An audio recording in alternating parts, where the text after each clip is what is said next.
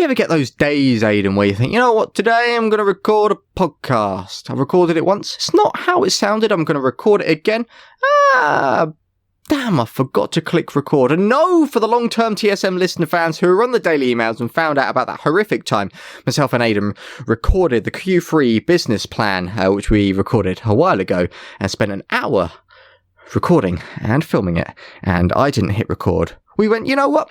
It's a lesson to learn. We'll build a system. Anyway, Aidan didn't follow the system a few minutes ago, and now this is the third time at recording today's podcast.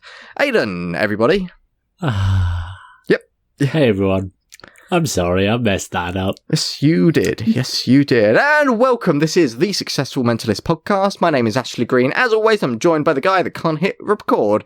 It is Aidan O'Sullivan. Say hello. Hello, welcome. I am the unsuccessful mentalist for today because that was absolutely awful. And just to drop a cheeky plug on that one, if you want to jump on and grab my daily emails every single day, I'm going to send an email with a story, a piece of information, an action-oriented tip that will help you transform an element of your entertainment business through mindset, business performance, and health. Head over to thesuccessfulmentalist.com/email. Simple as that. Easy as that. There you go. /email. Love it. Honestly, the work you're doing over there is pretty cracking. Like, to be able to send out tips and advice, thoughts and philosophies to keep people on track every single day so they know the right direction they're going into. It's powerful stuff, and the fact you're doing it for free. I would charge, but Aidan owns 50% of this company, and he won't let me charge for that, so I'm Scrooge, and Aidan's a nice guy that can't press record mad. But anyway, I made a promise to all of you listeners back in episode 69. I made a promise about something that we would touch base on and cover over here, and it is on storytelling. And today we're going to be talking about what makes good, engaging, close-up material, and we're going to start speaking about something very particular instead, which is storytelling. As you can tell by me slowing my words, might not be the best storyteller in the world, at least on a podcast for the past 5 minutes.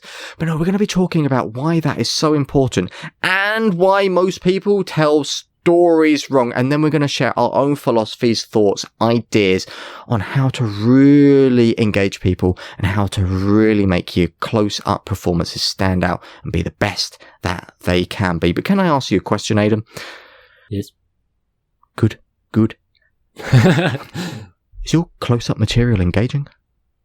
Nah, not really. Right, well, you can bugger off. I'll do this episode by myself then.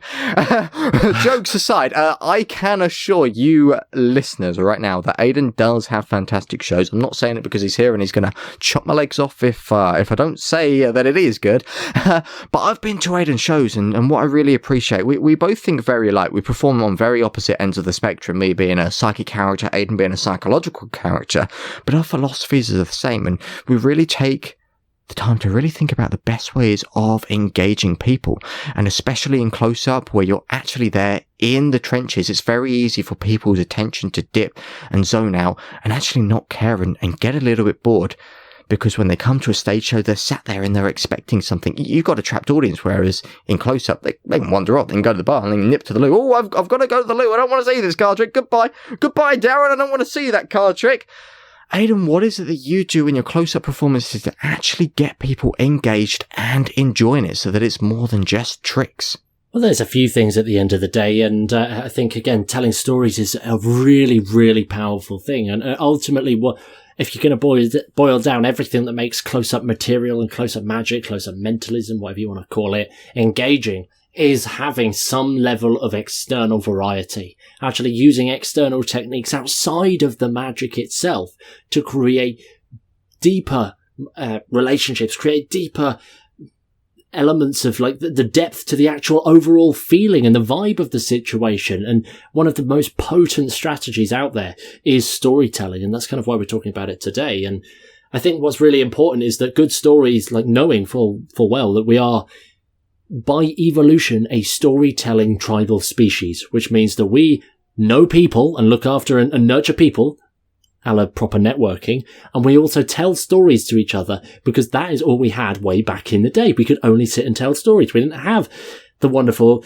world of Zuckerberg Lang to open your phone and have a little look when you're bored. We told stories around a campfire. So storytelling is perhaps one of the most fundamental techniques and skill sets that is ingrained in our DNA, but not in the way that most people do it. You see, we're talking storytelling here, and storytelling isn't just about, the telling your audience the time that your granddad sat you on his lap and pulled a coin from behind your ear, or how you got into magic, for example, through your Paul Daniels magic kit. Nothing against Paul Daniels or your granddad, for that matter. But it's just not the kind of story that we're actually after here, because storytelling ultimately is not about telling a story and using it to force meaning into a trick, because that gets awkward, cliched, and embarrassing for everybody. Instead, it's about creating an experience that is worthwhile in and of itself. So that if you took out those tricks like we explored in episode 69, we can take out we can take out those tricks and it still feels amazing. It still feels like an experience in and of itself that we like. Again, look, Ashley, tell us about Paul Voudini. Paul Voudini is a wonderful performer who we saw performing at an open mic night over at the Minds Convention. For those who know Michael Murray at Mind FX, fabulous guy, fabulous company, wonderful heart of gold. And every year he runs the Minds Convention for all the mentalists out there. And just before the convention officially starts, he has an open mic night. And Paul rocked up in amongst all these magicians and mentalists doing their tricks, and he pulled out a key, a single key, a metal key, an old-fashioned key, and he placed it on the table, just in front of you, and he told a story about that key. And that was it. For a solid 10-15 minutes, a story about a single key. And every single person was on the edge of their seats, listening in awe, excitement, and full of emotion. Even Aidan was there, shedding a little tear, because it was that emotional, a story about a single key. That is the impact that good storytelling has. Good storytelling captures a fantastic emotion. And we know that when you tie an emotion in with a memory, then it goes into the long term. It goes into that long-term memory. Emotions are powerful things.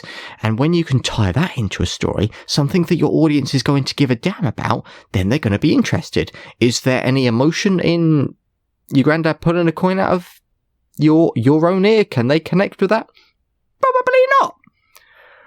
But a story that goes in depth and displays pure emotion. And he went on this journey of sadness about a friend getting caught in a room, then it burnt down and she died, and it was very dark and gloomy. But that is Paul Voudini at the end of the day. But the point is, like, you could still remember a lot of the significant details about that story, and this was years ago. Yeah, and this just proves the point. Like, yes, I remember sitting there wetting my face with tears because it was genuinely an incredibly emotional experience. But the point there is that you remember that. Everybody in that audience, the 100 people in that audience, remembers that story or that moment for the most part, because it was so emotionally supercharged and because it was just so important. Well, there's another example. Again, just to mention the daily emails that you're sending out. You sent this a while back, and you mentioned about a performance where I was performing for about 20 minutes. And all I was doing, Aidan, there was no tricks, no intuition work, no tarot readings. I was telling ghost stories at a gig. And just to confirm, like, this isn't something that'll be suited to like corporate or weddings, because when you get booked at those, the bookers kind of expect you to do some magic tricks rather than just going around. Imagine that. There probably is a market in like close-up ghost stories. I'm not going to lie. I might explore that. Hey, please, no. Oh, I shouldn't have said that. Wow, I've tipped some gold. No one's... Mark Gibson, if you're SpongeBob mentalisms, you stole that idea. Don't steal my ghost stories. God, these people on this podcast stealing my material. Blimey hell. Anyway, I digress. Like, the idea is, and like, you're not booked to do ghost stories at your corporates and weddings, unless you are. Mark Gibson, damn you. I was at a residency, I was performing, it was a very casual setting I was in, it was late at night, and there wasn't many people in. So when I went up to these people, I got talking. And I told a story about how I went into Derring Woods one day, the most haunted woods next to the most haunted town in the UK. I could tell they was already captivated. They was already interested. They told me they was interested in psychic phenomena and ghosts because, as we've all explored in past episode, I gave a damn about them. I asked them about them. I listened to them. I actually cared about them. And that's why I realised, they're probably going to like this. So I got away with telling the story. And throughout the story, rather than just telling something like, this happened, this happened, this happened, this happened, I could have told the story like the generic way, like, oh yes, when I was younger, I sat on my granddad's lap and then pulled a coin out of my ear. I could have told the ghost story like that. Yeah, I went into the woods and then I felt a poke on the back of my neck and then I went in and I heard a scream and then I left and it was scary. That's a ghost story in and of itself. Is it scary? No. So what made it interesting? What captivated people? What engaged people? Because these are the elements that we can take and directly apply, as we'll explore a little bit later on, and put into our magic. I slowed right down like we'd explored. I tied in that emotion. I built suspense. The emotion that I was going for was that fear factor. Paul Houdini went for the sadness. I went for fear and shock. So there was moments that I quieted and I quieted my voice. They really kind of got sucked in. And then bang! I shocked them at a specific moment to get them really scared, like, oh my God, what happened? And then already their heart is beating. I've already got the adrenaline going on them. I'm racing up, and then as I'm telling like exciting moments of the story, as I could hear the roars behind me, I was running through the woods. I'm filling myself with that energy or the scaredness, and I'm feeling the emotion that's coming out in my tone of voice. You know, I'm feeling it is being displayed in my body language. I'm pacing, I'm pausing, I'm using the tone of voice, I'm using gaps, I'm building suspense, I'm building drama. All of this gets encompassed into telling a good story. What you say doesn't really matter, but it's how you say it. That's what a good story comes down to. A good story is told by a good storyteller because of how you say it and because of the emotions that you provoke. I think there's something really important there, again, in terms of what makes close-up material engaging. It is all in the voice at the end of the day. I say it's all in the voice. Vocal exercises and vocal training is something that I would highly encourage everybody to participate in. If you're not already doing any form of breath work paired with vocal training, please do that straight away, because it's going to be a game changer for the way that you actually talk and communicate with people. Now, voice is something that we can talk about for hours and hours, and I'm almost certain that we're going to get some professionals in to come and actually share some of these thoughts. That would be really useful for it's just a note to Ashley there as it came to mind, actually, more than you guys listening. But voice is so important. Because again, as you said there, Ashley, it's going to dictate the exact correlation between the audience experience and the intended experience. Like, what are they actually feeling in that moment? What are they actually thinking in that moment against what do you want them to feel?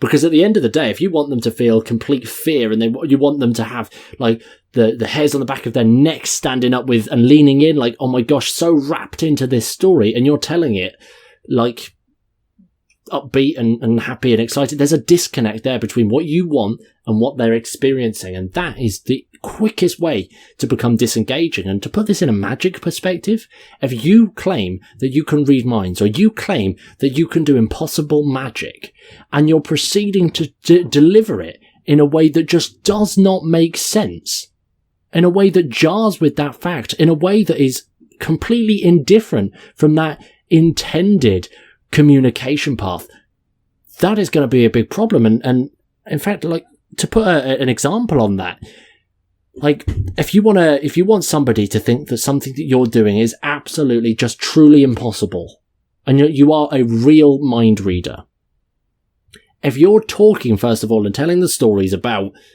tricks, you're shooting yourself in the foot there. But if you're also telling it in maybe a manner that will imply that you're doing tricks, or like you're having way too much fun with something when you actually need to focus. That's your character. Your character is, I read minds, but I need to focus to do it.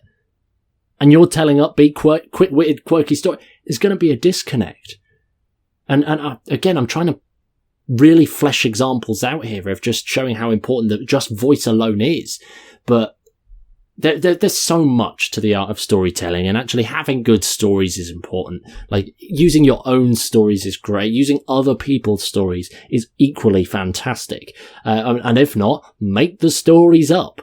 That's how you get these stories. And one of the great things that a lot of people actually talk about when they talk on storytelling is to keep a story journal, which is either like if you want a Google Docs or something that's just all of the stories that happen to you and the events and things that happen to you, or get an actual journal and write down a list of all the stories that are happening to you, the fun experiences, the strange experiences, anything that created an emotion or a memory for you. Get that written down, because that's giving you literally premises. That's giving you presentational angles. That's probably even giving you full tricks and routines, and maybe even shows later down the line, just because you've got into the habit of learning and picking up on these stories and then retelling them, using them actually to your advantage. I just want to outline that to you listening right now. Yes, you with your headphones in or on your hi-fi system. That is a piece of gold. Don't underestimate that. Genuinely, write a note or keep a mental note of that. Storytelling journal, writing down those experiences, keeping that, because now you can build up presentations and performances and your plots and premises that are unique to you that no one else is going to be doing. What does that do? Now you found a little interesting thing that makes you stand out, by standing out in the right way, by just being you. That's what we talk about all the time. Just be yourself. Now you're being yourself in your material. You're creating unique performances based on you so that you don't have to rely on stuff. That is a piece of gold in there. Please do not or underestimate that. That's powerful. And the other thing that I see on the opposite end of the spectrum is people that really struggle. You mentioned obviously the vocal stuff there at the moment, Aidan. People who are very monotone. This used to be me when I was younger. I really struggled with the tone of voice, how I was actually displaying material. I see magicians nowadays, and when they're performing, and this is the hard thing for all of you listening right now. You could be a monotone performer, but you don't realize it, because you sound very different when you speak and in your head than how you do to someone else. And if you want to double check that and just make sure and just go the extra mile, record a performance or do a performance to a friend, someone who is going to give you honest feedback.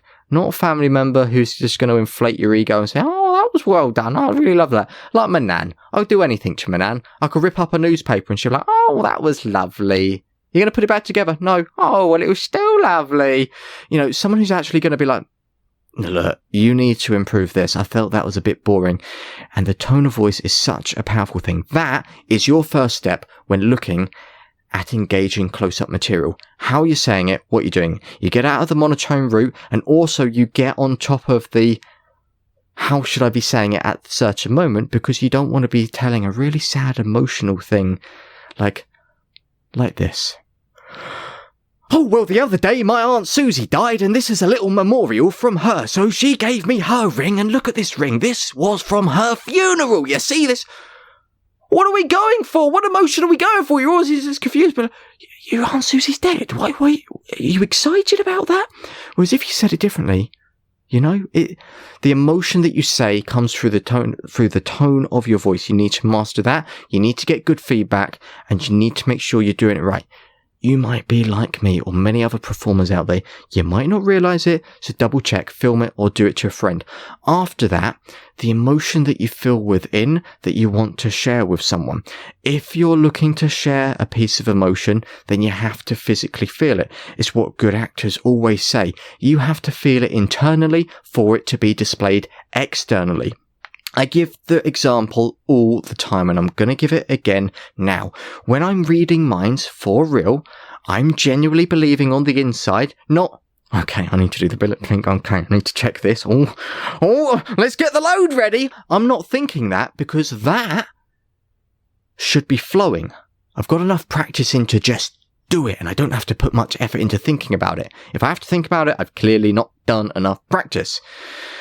What I'm thinking in that moment is, oh, the woo-woo sensations are coming through, the intuition's coming through, I feel. That's what I'm feeling on the inside, and I genuinely believe I'm reading minds. So much so, Aidan, that I have been caught out in the past, just to tell a funny story. I've been caught out in the past. I went up to a table once, and I asked a lady to think of something, Aidan, and I got to the end of it and I realized, oh my gosh, I'm so wrapped up in my head thinking I've done this for real. I have actually not done the method. I just went out believing I was doing it for real. So don't do that. But do believe internally what you're supposed to be exploring on the outside. Again, if you're doing sleight of hand as a card trick, believe from within that you are the greatest sleight of hand expert in the world, and that will be shown externally. Fedon Bilek does it well. I was talking to Fedon about this, and it's one of the most powerful things you can do on top of the tone of voice to help get that emotion in and get your material more engaging. What you believe inside is what you'll show outside to everyone watching. Well, let's just jump on a slightly different train of thought now in terms of what makes engaging close-up material. Who knows at the end of the day? We're sitting here talking just a few of the baseline things that we found particularly useful that were grey areas for us. Like, we weren't able to string two tricks together properly. We enter storytelling. We don't need two tricks anymore. We've got one and a really bloody good story.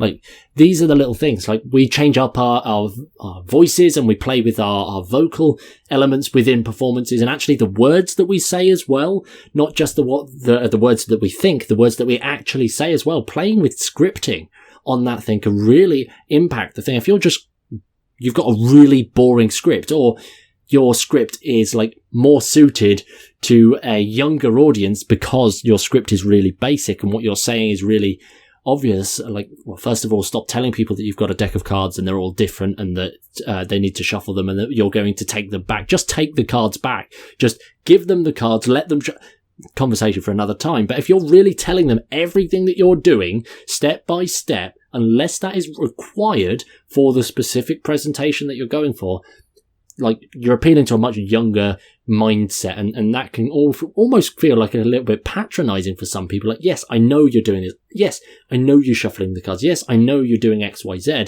You don't need to tell me. Just tell me good stuff. But equally, on the flip side, if your pattern, your actual words is way too academically advanced, you're using really big, complicated words that most people don't know about, then again, you're segregating and rather than, like, in marketing, it's a good thing to be magnetizing, like in that you're pushing people away and pulling the right people in.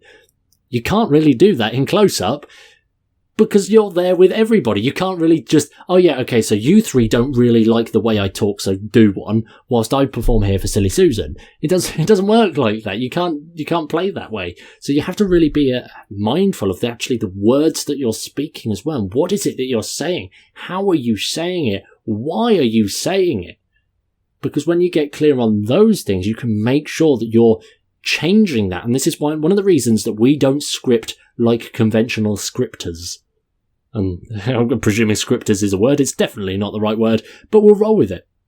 It's one of the reasons that we don't script so rigidly that we're saying the same thing every single time, because that then becomes polarizing. Because that then will turn people off or switch other people on or just create a dynamic that isn't relevant or worthwhile creating in that moment. If you tell a story in the same way to 100 people, you're going to get 100 different interpretations of that story. Whereas if you tell it in like different ways each time, you could probably get 1,000 different interpretations out of the same 100 people, because you're taking them on different journeys, taking them on different narratives, simply by switching up what you say and how you say it. Yeah. People are going to be so much more captivated when you start doing this in your close-up. Honestly, like, it would have been very easy for us today to do a podcast episode, say this is the best way to engage people. So when you go over, you're going to want to make sure to say hi to everyone at the table, look them all in the eye, get them involved, maybe get them picking a card as well. That's basic. This is the real stuff that genuinely works. This is the real stuff that you genuinely need to know. This is the baseline foundational stuff that nobody really talks about. I don't hear it in that many places. And it's taken me so long to learn how to do it, Aidan. But now that I do, it's a game changer. And it makes my job as a performer, as a close-up performer, so much easier. Because people like me, people are interested in me, people are engaged, people are having fun. They want to have me back. You know, and this links into everything we've shared over the past month of doing podcasts, you know, in the past few episodes, really. is a link to all this. It just makes your job so much easier as a close-up performer. And there is one more thing. What you've touched on there of why we don't script. I've seen it before, and I can't rack my brain around this. So maybe you, the listeners, can let me know why this is a problem by reaching out on social media. Let me know in the TSM network, on the app, or whatever. thesuccessfulmentalist.com/community. If you're not already a member and want to join in on those conversations, then message me over there. And download the mobile app. You can do that too. There's a sneaky little plug for you, Aidan. Hey. But I'm really curious to know why I've seen so many entertainers do this. People want to get involved with something, and they maybe say something during a routine. I've seen a performer before talk about a country they went to, and someone in the audience went, it was only about 7 people. No, 4. It was only 4 people, and one of those 4 people went, "Oh, I went to Spain," and the performer went, "Yeah, if you could just be quiet a second, just while I finish the trick." What? It's like they wanted to follow their predetermined script and just do the trick the same way possible. And this seems obviously rude, obviously stupid, but it's surprising how many performers do this subconsciously and don't even realize that they're doing it, and fail to actually acknowledge what's happening with the spectators. They're too hyper-focused on the trick instead of being hyper-focused on the audience and what they're saying, what they're doing. One of the greatest tips I can give you right now is to pay attention. Pay attention. It's a sales tip at the end of the day, but it directly applies to your performances. Pay attention to the people you're performing to. If they say something, speak to them about it. Involve it in the show. Involve it in the close-up. If they heckle you, speak to them about it. Involve them in the show. Involve it in the close-up. If someone does something funny, I'd say it again. Speak to them. Involve it in the show. Involve it in the close-up. And now you're creating something unique and bespoke for them. Now you're using the funny moments to actually get everyone hyper-engaged on side. To get someone engaged doesn't mean that everyone has to pick a card. To get someone engaged doesn't mean that everyone has to think of a drawing and you're going to read everyone's mind. No. You just need to make them feel like they're there and you acknowledge that they're there. Speak to them as a human. What does that go back to, Aidan? The advice we've been sharing for the past 71 episodes or 73 episodes, whatever episode we're on today. We said it at the start. When you acknowledge people are there, then they're engaged. Like, that's one of my greatest tips I can share with you. Just acknowledging and paying attention. I think this connects into something that I've been preaching about for a significant amount of time and I'm really passionate about. And at the end of the day, if you want to have more engaged and close-up material, by all means, play with everything that we've shared today, or don't. It's totally up to you what you play with. But the easiest, the quickest, the ultimate fast pass route to getting big results through your close-up material and actually improving that close-up material is to start getting feedback. Start getting accurate feedback. Get it from the people that you're performing for. Get it from the people that you're not performing for, like on a different table. There are so many different ways. And again, we don't have the time or the capacity right now to dive into any angles on feedback. But if you are not collecting feedback right now, and heck, I'll give you two little nuggets here, 2 little tips. One type of feedback, you can go and get external feedback. And that's feedback from other people. Ask them, send them a survey, do whatever you can. Sometimes it's not suitable to whack open a Google Forms in the middle of a corporate show, but other times, if it's in a casual situation, you could probably get away with some form of feedback. And again, you've got that external feedback there. You want to look at the other side of things, internal feedback. That is you. Your thought processes, your feelings, your intentions, your beliefs, your experience from your perspective. How did you think that performance went? And usually we're incredibly self-critical when it comes to this. So you really need to be careful on that front, but be critical in a way that is actually constructive criticism, not just, oh my God, I hate myself. I hate my performances. I'm never going to do it again. Anyway, next trick. Don't think like that, but there's 2 little quick nuggets there. Start getting feedback from yourself and from other people as well. That's going to be the fast pass to actually having a transformative experience by performing close up and pretty much anywhere. Like, Ashley, stop me now before I keep going on about feedback. I'm obsessed because it's just so useful. Got to pull him back. He's going to flog you something in a minute. He'll be like, ladies and gentlemen, if you just give me £1 million in my bank account, I can teach you about feedback. Aidan, you can stop right there. Instead of talking about feedback and what you're passionate about, why don't you tell people what we need for this podcast? Because we're on a mission, a big old mission, and what are we trying to achieve, and what can everyone listening do? Well, we are on a mission to improve the quality of life for all magicians across the globe by 2040. So it's a big mission. And again, you're probably fed up of us saying it on the podcast, but we want to keep saying it because you guys need to hear it, because we can't do this ourselves. Literally, we are just two fools. Literally, right now, this is the situation. We are just sat talking to microphones, looking at each other. That's it. You're the ones out there that are paving the way, the new age of magic and mentalism. You guys are the ones out there that are making an impact and actually performing for thousands, millions of people across the globe. You guys are the reason that we're doing this, and this is why we're going to keep bringing it up time and time again. We are on a mission. We're on a transformational journey with you. And in order for you to support us in that, one of the quickest and easiest ways to do that is to simply open up your podcast app. You probably already have it open because you know the episode is coming to an end and you want to skip to Tim Ferriss. Instead, before you skip to Tim Ferriss or your other favourite preferred shows, I don't know what you listen to. Let us know what you listen to, actually. That's a good thing. But anyway, go to the review section, the little testimonial section, and come and give us a review on your favourite provider, podcast player, whatever you want to call it. Just whack open your podcast app. You've probably already got it open because you know the episode is coming. Scroll down, take a little peek, or it might be scrolling up or scrolling to the side, or maybe even just pressing a button. Give us a little rating. I love it every time. Click the button, give us a little rating, a little review. Let us know, because we get to read all of these as well. We get sent all of these because of the wonderful interwebs. We'd love to hear your honest thoughts on the show. What do you enjoy? What could we do better? Just let us know and we will action it. We're on a mission and you are now too.